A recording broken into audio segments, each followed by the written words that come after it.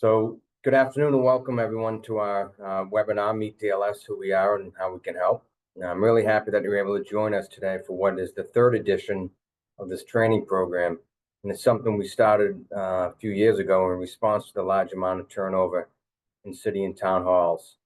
Because of that, we thought it made sense to provide an opportunity to introduce ourselves, explain the roles and responsibilities of each bureau via an overview by the bureau chief, and showcase a large amount of trainings and tools that we have available on our website.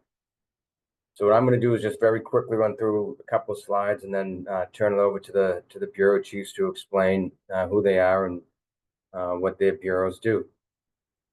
So fundamentally, the mission of DLS is to promote sound municipal financial management practices and to support local officials by providing guidance, training, and oversight. Amongst other things, DLS is responsible for the accuracy and quality of local accounting and treasury management, ensuring the fairness and equity of local property assessments and taxation, distributing local aid, maintaining a comprehensive data bank on local finances, interpreting state laws that govern local finances, and providing technical assistance and training. The link here, again, you'll be able to get these slides, so you'll be able to click on it. That takes you to a page that explains a little bit more about who we are. Next slide. So just in terms of how we're organized, just go through it, Jen. So we have 6 bureaus. Again, each of them are here today to introduce themselves to you. We have Bureau of Accounts, Bureau of Local Assessments, Financial Management Resource Bureau, Municipal Finance Law Bureau, Data Analytics and Resource Bureau, and finally the Bureau of Local Payments. And then what I want to do is close with, next slide, Jen, what my personal goal is, and I think the goal of each of the bureau chiefs that's on here, is to strike a good balance between our regulatory functions and our technical assistance and guidance. We have a lot of power statutorily in Mass General laws, but we want to match that with the technical assistance and guidance that we have. Each of the bureaus has the ability to do that. They have the tools and resources and expertise to do that. With our ultimate goal being to assist municipalities with financial management, it's got to be an equal balance between the regulatory oversight that we have and the technical assistance that we provide cities and towns. So that's my goal and how I like to run the division. So with that, I think I turn it over to Deb, who's going to kick us off and talk about the Bureau of Accounts. Thanks, Sean. Hi, my name is Deb Wagner, and I've been with the Division of Local Services for about 27 years. I just want to give you a brief overview of what the Bureau of Accounts is and what we do in the Commonwealth, working with cities and towns. So the Bureau of Accounts has existed in some form. Our role has kind of evolved over time, but we've existed in some form for approximately 100 years. And as Sean mentioned, we do have a regulatory role enforcing Mass General laws regarding municipal finance. And an example of that would be requiring municipal revenues to be classified in a particular way, and we enforce that, and adherence to Proposition 2.5 and other general laws regarding appropriations. And the bureaus are organized in a way that we have a good relationship with all of our cities and towns. So in addition to myself, we have a Deputy Director of Accounts, Tony Rashis. We have 2 public finance staff who oversee the State House Notes program, 3 supervisors, and 9 field reps, and we're kind of distributed geographically across the Commonwealth. Each of our 9 field reps and their 3 supervisors work closely with municipalities and districts assigned to them, providing both regulatory oversight, as Sean mentioned, as well as sound accounting guidance and advice. Each field rep is responsible for approximately 35 cities and towns and their related special purpose districts and 11 regional school districts. We work with all municipal finance officials, as well as mayors and town administrators, select boards, and city for town councils and finance committee members. We encourage local officials to contact us whenever they have a question or concern, and we'll provide technical assistance, advice, and guidance. Next slide. One of the main duties of the Bureau of Accounts is to review and approve the tax rate recap. The tax rate recap is a summary of all budgetary decisions and appropriations made since the last tax rate was set. The recap is a 4-page summary of the revenues and appropriations made in a municipality. The appropriations on page 4 of the tax recap are further supported by detail contained on other forms. We review this document after Bureau of Local Assessment has certified values and the community has held its classification hearing to adopt any tax policy.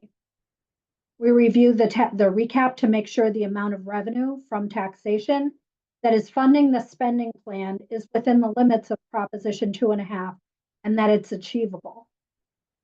Revenue from the tax levy is often the largest funding source for budgets in cities and towns. Accurate and timely setting of a municipal tax rate is critical to the fiscal well-being of the community. In this slide is a link to an overview of the tax rate and setting process, which was a webinar presented by the Bureau of Accounts supervisors on completing the non-valuation related forms of the tax rate recap. Next slide. We also review balance sheets for cities and towns and special purpose districts to certify free cash, and regional school districts to certify excess and deficiency, which is effectively the free cash for a regional school district. Free cash is the surplus in the general fund at the end of the fiscal year. Free cash is generated by positive budget variances versus what was estimated on the tax rate recap.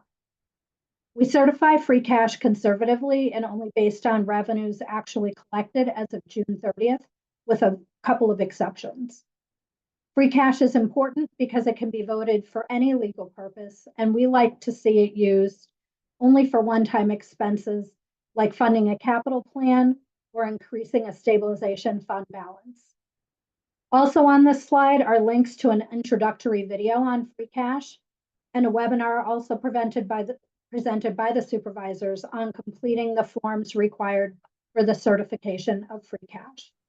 Next slide.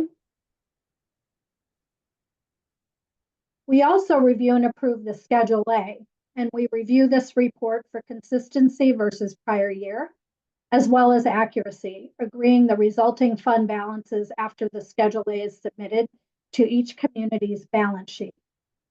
The Schedule A is a statement of actual revenues and expenses in a community for a particular fiscal year. Information from this report is used by various federal and state agencies. So as a result, if a community does not submit this report timely, we can withhold state aid payment for a community.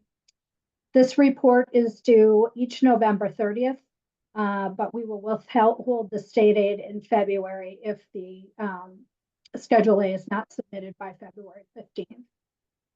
The Schedule A is also the source of data used to prepare much of the information that can be found on the data, analytics, and visualization page of our website. Next slide. We also review audited financial statements and management letters sent directly to us by law from the firms that complete the audits of a municipality. The audited financials show the assets, liabilities, and fund balances, revenues, and expenses, and other explanatory information in the notes section of the financials. The management letter lists material weaknesses in internal controls, if that's found to be the case by the audit firm, and the management letter also makes recommendations for improvements. We review those reports to gather more information on the financial and operational well-being of a community. On this slide is a link to a webinar that we performed with the State Inspector General's office regarding municipal audits, who's required to have them, and best practices around procuring them. Next slide. Finally, Bureau of Accounts oversees the State House Notes and Qualified Bond Program. The State House Notes Program is a no-cost, more than 110-year-old program that provides a certification procedure for short-term, long-term serial, and refunding notes. The State Qualified Bond Program allows cities, towns, and regional school districts to issue general obligation bonds for which the state pays the debt service by withholding the funds from the entity's local aid payment. The interest rate offered to the city, town, special purpose district, or regional school district is lower because they are borrowing on the strength of the state's credit rating. To issue state qualified bonds, an entity must apply to and come before the Municipal Finance Oversight Board. This board is chaired by the state auditor, and voting members include the Director of Accounts and a representative of each of the state attorney general and state treasurer. Please don't hesitate to reach out to myself or Tony Ratches or to your Bureau of Accounts field rep if you have any questions, and we can be of help. Thank you. Hi, I'm Chris Wilcock, Bureau Chief of Local Assessment. I'd like to spend a few minutes just going over what our Bureau does. I've been at DLS for about 3 years now, and before that, I served as an assessor for about 2 decades in cities and towns. DLS, the Bureau of Local Assessment provides regulation, oversight, training, and technical assistance for assessors in the area of real and personal property valuation. We also provide guidance on how to classify properties, how to develop fair cash valuations, how to educate assessors, how to prepare tax maps, and how to capture new growth based on Mass General Law. We also help with personal property valuations and how to administer those in your jurisdiction. Next slide, please. In Massachusetts, all property is subject to taxation unless expressed exempt. Assessors every year go through the community and they list all the types of property, they classify it, they find out the owner of the property, and they value the property for all property. At the end of that process, certain property is exempt from taxation, and Mass General Law defines that if you look under Chapter 59 for further explanations. Next slide, please. In Massachusetts, property is classified under 5 different classes. Class 1 is residential properties, which include single-family houses, apartment buildings, condominiums. Class 2 is open space. Class 3 is commercial, which is office space, hospitality, different other commercial uses. Class 4 is industrial, which would include warehouses, some manufacturing facilities. And Class 5 is personal property, which is tangible property that resides in businesses and sometimes in second homes in Massachusetts. Next slide, please. In Massachusetts, at BLA, we have 3 regional offices. Each advisor is roughly responsible for 30 different communities and acts as the point of contact for local assessors or any public officials with questions about assessments in Massachusetts. Out of those 3 regional offices, they're spread out pretty much throughout the state. One's located in the Boston area. Our second office is in Worcester, and one is out in Springfield. What we're seeing here is the map of the assignments for each advisor at BLA. So the structure at BLA is we have supervisors in each regional office. We have 3 advisors under the supervisors, and we also have project managers, 4 project managers that help administer central valuation and other programs run by the Bureau of Local Assessment. Next slide, please. As far as typical years, all property should be valued annually. Based on what type of year you're in, there's 2 types of valuation years in Massachusetts. One is a certification year, and the other is an interim year. A certification year happens once every 5 years. To look at a certification year, it's more of an audit of the whole system, and it's a really in-depth review of all the assessments compared to an interim year, which is just an adjustment for what's happened in the market in one year. During cert years, there's roughly 70 communities that are in cert at any given time. Staff from BLA will not only meet with you virtually, but they'll also come to the community to inspect certain properties and to work with the assessors to ensure fair and equitable assessments. Next slide, please. On this slide, what it does is kind of show the different things that we review. This is just a sampling. It's not everything, but you can see on the left-hand side, this is an interim year. This is a lot less of a review as far as a cert year, but these are typical things that we look at. We look at how an assessor analyzes market conditions, how they ensure assessment uniformity, and how they review the assessment level. And again, the majority of the state is in an interim year, and roughly 70 communities are in cert. In a certification year, as you can see, there's a lot more items that we look into as far as looking at the quality of the data that you use to develop assessments. We've reviewed depreciation and all sorts of tables that exist in your CAMA database. And we provide a lot of kind of reviews that don't exist in interim years. Next slide, please. Some other programs administered by the Bureau of Local Assessment include equalized valuations, which happen every 2 years. This is currently a EQV year. The Bureau of Local Assessment also helps develop farmland valuations to be applied for a per acre cost on all agricultural, forestry, and recreation land across the Commonwealth. We help with the state-owned land valuations and the pilot program for cities and towns that have qualified state-owned land in their jurisdiction.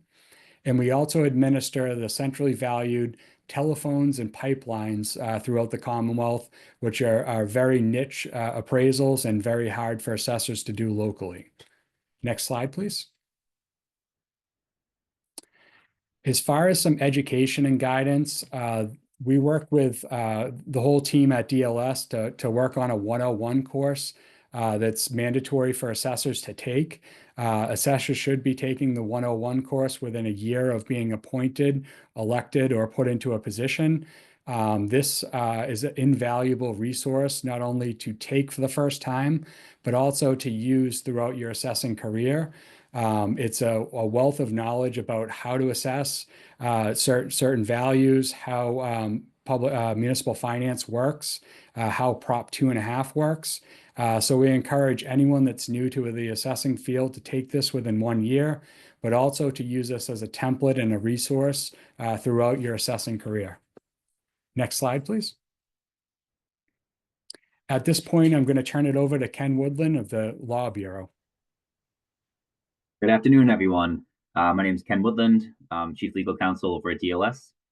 Our mission over on the legal team is to provide legal and policy advice to DLS and DOR managers and staff and other DOR divisions on the municipal tax and finance laws within our regulatory jurisdiction. Our team is made up of myself and 6 other attorneys. The vast majority of the team, like the folks we've heard from already today, are former local officials. So we definitely rely on that experience, and we think we share a strong camaraderie with the folks we talk to every day because we have been in those shoes many times. There's a couple of things I want to leave you with today. The first being that although our statutory obligation is to perform certain things for the Division of Local Services, we also see ourselves as partners with local officials. And to that end, we have different mechanisms by which a local official can reach out to the DLS legal team and inquire about any issues that we have jurisdiction over. One of the ways to do that is just to email us. So the email is on the screen here. We call it the Attorney of the Day service. So 24/7, you can shoot an email to this address, and it's going to be sent over to our legal team. And we're going to respond usually within 1 to 3 business days. Something to note is that even if we can't answer the question, maybe we are jurisdictionally precluded or there's a different agency that oversees that particular issue, we're usually able to point folks in the right direction. So if you're not sure about whether or not to reach out, I would err on the side of reaching out, because worst case, we're going to be able to give you another resource.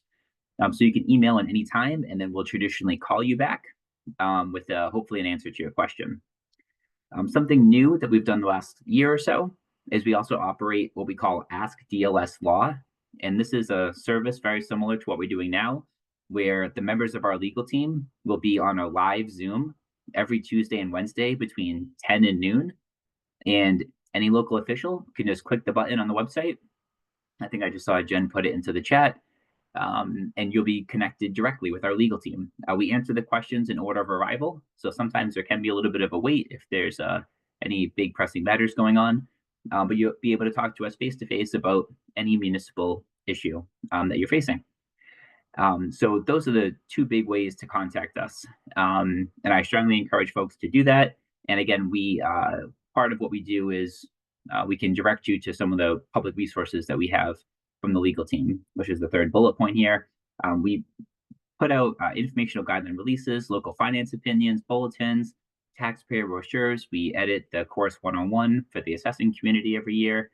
So we have a lot of information out there that a lot of folks find useful, in no matter what role you're playing. So the two big takeaways from the legal side are going to be, please feel free to contact us, whether that be by email or on our weekly Zoom on a Tuesday or Wednesday. And then also just noting our material we put out on a very regular basis. Part of what that publication is also an FAQ that we have in our city and town publication. And so that changes every month. And we are always more than happy to accommodate any topics that folks are seeing every day. And traditionally, where we draw our ideas for publications is by the communications that we have with local officials. Something else we do is we also review or we contribute to legislation.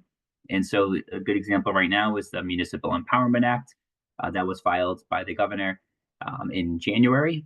And so there are a lot of provisions in there that would affect municipal finance operations. And so should that become law, our team will be doing a lot of education and a lot of publications so that we are as clear as possible what those changes would mean for you. One of the other things we do is we very commonly provide training, and we do that with all of the professional associations. So that be the Treasurer Collectors Association, the Accountants Auditors, the Assessors, or the legal. We are traditionally trying to get out there so we can talk to folks about what's happening in the field. Next slide, please. And so besides the things I just mentioned, as I mentioned at the top, we do have statutorily imposed duties. So some folks may recognize this. If your Board of Assessors has lost jurisdiction to act on an abatement request, then there's the process you can go through, Chapter 58, Section 8. We handle that, land of low value, and a couple other ones that are noted here, where it expressly notes the jurisdiction of the Commissioner of Revenue to act on these particular issues. So I'll just close my portion again by saying that please feel free to reach out at any time. We're more than happy to answer questions or to direct you to our published resources or to other agencies that might have jurisdiction. Next slide. That's it. Thank you. Thanks, Ken.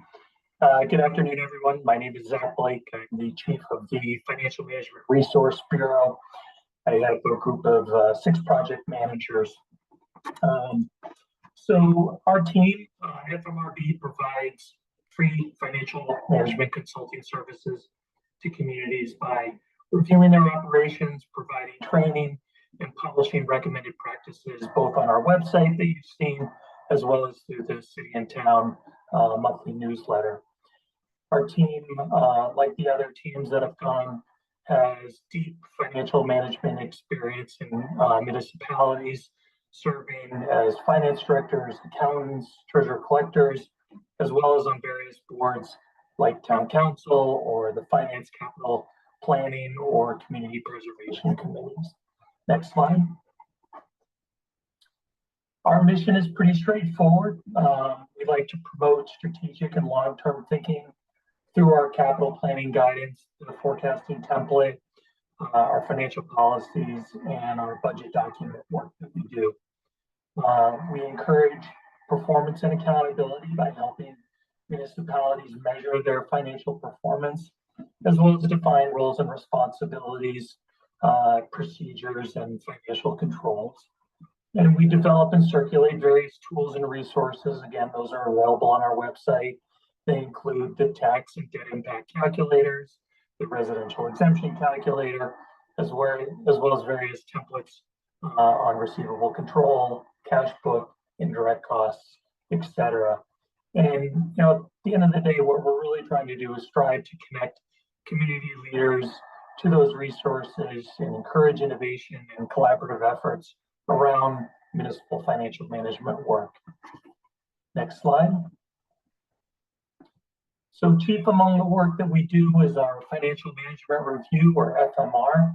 The financial management review findings and recommendations are based on on-site visits and interviews that we conduct with the municipality and information that we receive through those conversations with local officials.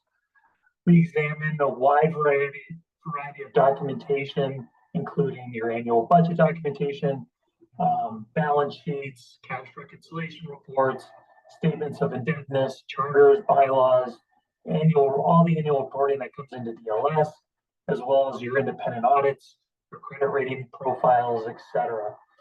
And we take that information and we construct, what we're looking for, which is, the best practices that you have in the municipality. So the focus of that is on the government structure in the context of the duties and responsibilities of finance officers, the forecasting, capital planning, and budget processes, sort of those core procedures that are there, the degree of coordination and communication that exists among all the players that deal with finances in town hall, and then the general efficiency of financial operations measured by the community's success in maximizing resources and keeping costs to a minimum. Next slide.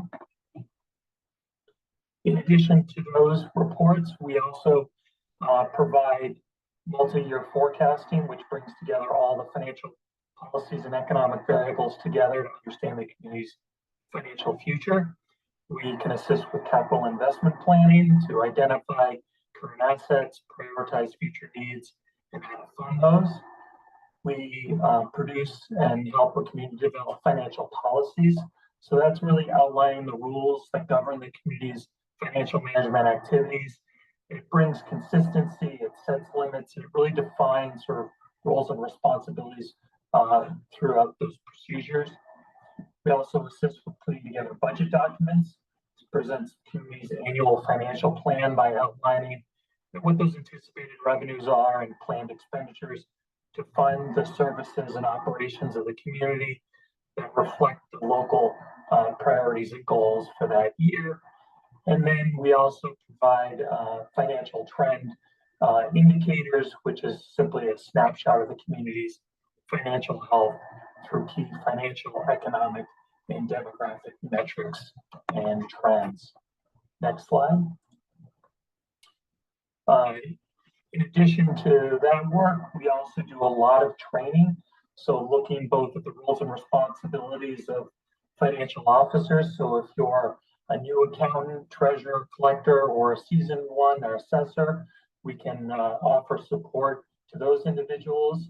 We also can provide guidance related to various financial processes and procedures. So if you're having challenges with doing reconciliations, managing a cash book, putting together debt schedules, dealing with receivables, maybe you're constructing a new chart of accounts, that's all work that we can provide training and assist on. And then really any kind of municipal best practice topic. The thing that we are in the midst of right now is providing a financial forecasting training to a number of different communities. And in the upcoming months, we're anticipating doing a financial policies training for communities. So if that's something that you're interested in, just keep an eye on our publications that come out. Next slide. And if you haven't already done so, I always encourage you to visit our website, which is mass.gov/financial management resource bureau. There you can find all of our completed projects. You can mine that for information, as well as reach out to us if it's something that you're interested in getting our free consulting services. So with that, I'm going to turn it over to Chris Ketchum. Thanks, Zach. Good afternoon, everyone. My name is Chris Ketchen. I'm Chief of the Bureau of Local Payments. The Bureau of Local Payments, or BLP, is the smallest and newest bureau at DLS. Established in July of 2024, our team consists of myself and 2 municipal finance analysts. While relatively small in number, our team possesses over 60 years of state and local finance experience. We understand both the mechanisms of the various state programs we support, as well as why these programs and funding are important to you as municipal officials. BLP has 2 highly visitable functions when it comes to serving the Commonwealth's municipalities and schools. First, BLP prepares the cherry sheet estimates every year as part of the state budget process. The first iteration of the cherry sheet is published with the governor's budget proposal in January. Cherry sheet estimates for each version of the state budget are subsequently updated to provide data for municipal budgeting preparation. Once a final state budget is approved, final cherry sheet estimates are published to provide data for municipal tax rate setting purposes. Second, once we have a state budget for all local aid accounts, BLP manages the distribution of those local aid funds, over $8 billion in total, to all cities, towns, and schools in the Commonwealth. When doing so, we net out the assessments and charges that are also part of the statutory formulas for programs such as choice and charter tuition, regional transit, and other cherry sheet assessments. It is this net distribution that your treasurers will receive from the Commonwealth as a deposit, and your accountant will book as revenue for your municipality. We also calculate and distribute other local aid payments, such as the Community Preservation Act state match and smart growth funding. Information on our bureau, individual cherry sheets, and email contact for questions are all available through the DLS website. We've posted links here as part of this presentation. Next. Continuing our discussion of cherry sheets, as indicated a moment ago, there are 2 sides to the cherry sheet: receipts and assessments. For receipts, those are authorized under Chapter 58, Section 25A of the General Laws. In FY25, there are 12 receipt programs on the cherry sheet. The 2 biggest, of course, are the Chapter 70 Education Aid, coming in at just over $6.9 billion, as well as Unrestricted General Government Aid, or UGA, coming in at just over $1.3 billion. Also included are other programs such as library aid, benefits for veterans, property tax exemption reimbursements for disabled veterans, blind persons, surviving spouses, and elderly persons, state-owned land reimbursements, the local share of racing tax revenues, school transportation, school cost reimbursements in smart growth districts, and charter school tuition assessment reimbursements. Next. Now for assessments and charges. These are authorized under Chapter 59, Section 21 of the General Laws, and they essentially constitute a bill to the community for a service provided, whether it be by a state agency, a quasi-state agency, or another community. In FY25, there are 16 assessment programs on the cherry sheet. They include county tax, health insurance premiums for local government retirees or teachers in the GIC plan, air pollution, mosquito control, RMV surcharges for unpaid violations and motor vehicle excise, and MBTA and Regional Transportation Authority assessments. Also included are assessments for tuition of students attending districts outside their home district under the charter school and school choice program. Next. Then, once we have an approved budget with final cherry sheet estimates, it's time to execute the distribution of those funds to municipalities and schools. Distribution of local aid takes place on a monthly basis. Assessments are deducted monthly from the local aid receipts due a community or district, otherwise known as the net distribution. Not all programs on the cherry sheet are part of the local aid distribution, though. Some are paid by the agency overseeing the specific program. Examples are veterans benefits, library programs, school transportation, and local share of racing taxes. Local aid payments are made using the state's accounting system, or MARS. So I hope that brief introduction to local payments was helpful. Now I want to turn it over to my colleague, Gene Voskoff from DARV. Hi, everyone. I'm Gene Voskoff. I'm here to tell you about the Data Analytics and Resources Bureau. Our bureau consists of myself and 6 staff who do a variety of things. We manage the DLS Gateway application, we curate the contents of the public DLS website, and we provide data analytics development where we develop and publish analytics such as the standard reports, visualizations, and data sets. Next slide, please. The DLS Gateway application is how DLS transacts business with our municipal partners. If you're part of a process where you send information to DLS for review, you'll need a gateway account. The first step is to make sure your city or town clerk has entered you in Gateway's local officials directory. That verifies your role as a local official working for a specific city or town, which is a requirement for a gateway account. Your clerk can create your gateway account, and so can your IT director if you have one. If you don't, DLS Gateway support can help you get started. Just email dlsgateway@dor.state.ma.us for assistance. If you don't submit data to DLS, you don't need an account. But if you're in a role where just viewing your community submissions would be helpful, as long as you're listed in the local officials directory, you can have an account. And even if you don't, a wealth of data is available to you on our DLS website or on the Gateway login page in the Public Reports section. Next slide, please. The DLS website provides data, training, guidance, and lots of other great information. A really good place to start is our Municipal Finance Training and Resource Center. The website also provides staff contact information, publications like our beloved City and Town newsletter, data and analytics, and events calendar, and a lot more. Visit mass.gov/DLS when you have a chance to explore everything we have to offer. Next slide, please. My bureau's name does start with data analytics, so I'll highlight a few of the data products that you can find on our website. Click the section labeled Data Analytics and Visualizations on our homepage to access an enormous collection of data related to municipal government. Next slide, please. On the left side of the screen is one of our most popular visualizations, the Municipal Financial Self-Assessment. This visualization uses a combination of visual elements and raw data to tell a story.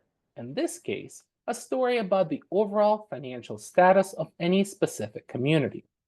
On the right-hand side is our average single-family tax bill visualization that lets you interact with property tax data and see the results on a map.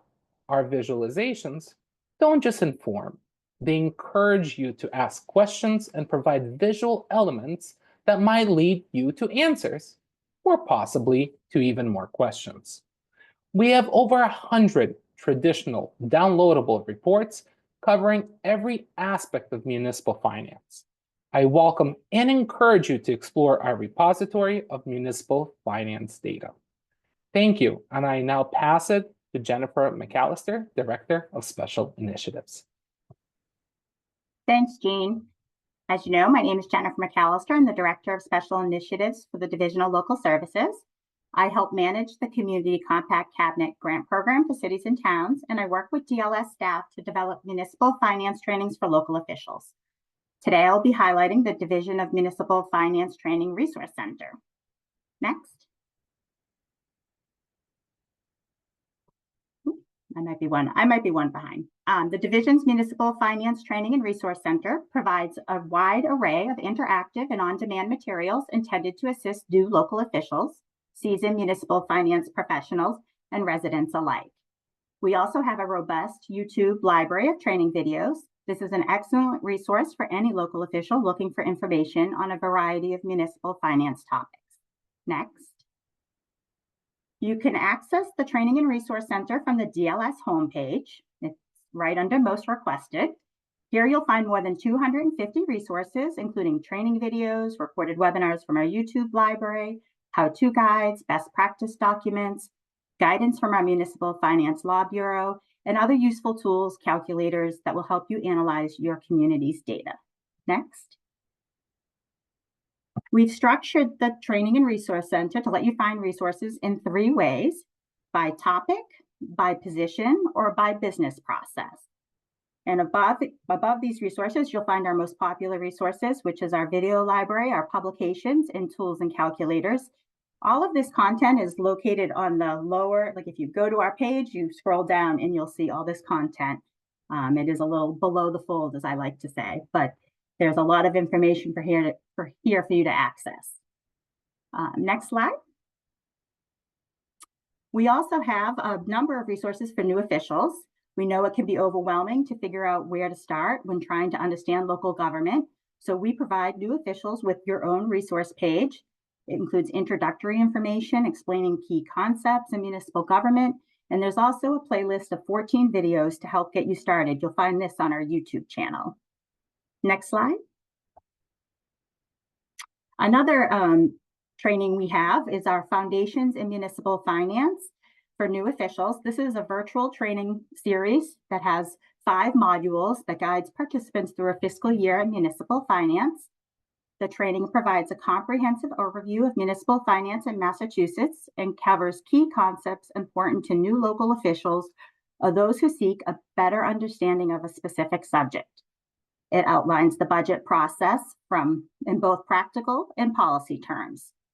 It highlights best practices for sound financial management and explains how each municipal official's role contributes to the overall financial health of a community. We recommend starting with the introduction and continuing through summer, fall, winter, and spring modules. This is a really great resource for all local officials to check out. It's very dynamic. You can stop and go along the way. You can click through and find all the documents we're referencing. So it's really a great tool. So I hope if you haven't had a chance, check it out. We highlight it seasonally in our seasonal updates that come out in June. The next one will be out in June. We just had one in March. So check it out if you haven't already. Next slide, please. Now I'm going to highlight our YouTube channel. We have a number of different resources in our video library. You can bookmark the YouTube channel. I will put it in the chat once I finish up. But you'll find all of our webinars, videos on topics like Proposition 2.5, setting the tax rate, assessment administration, municipal debt, capital planning.